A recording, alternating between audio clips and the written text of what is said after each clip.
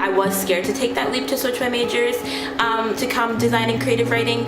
I think that I also am so much happier in the classes I'm taking now because they really speak to some of my passions that I have, and I'm also much more comfortable in the failure in these majors because I know that at the end of the day, that failure will only produce more art, more work that I'm proud of, right? It'll give me the chance to grow in the ways that I want to, whereas if I was a business major or maybe a political science major, I wouldn't have that same comfortability in my failure, if that makes any sense. Jim Carrey recently, I watched this documentary on Netflix, and he said you can fail doing something you hate or fail doing something you love, and I'd rather fail doing something I love.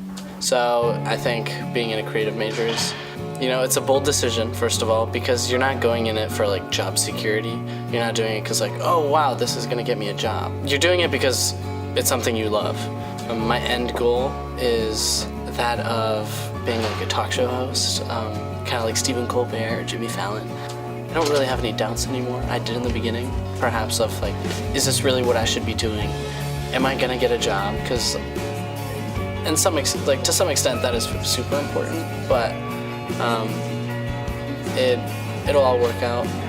I always knew I wanted to do music, and I wanted to be performing, and I wanted to be on the stage writing my own music, singing, just whatever I can in the performing arts world. Once I got here, I was even more sure with what I wanted to do because of the faculty and staff, the people who I'm surrounded with, all have this huge passion for music, which just drives my passion even more.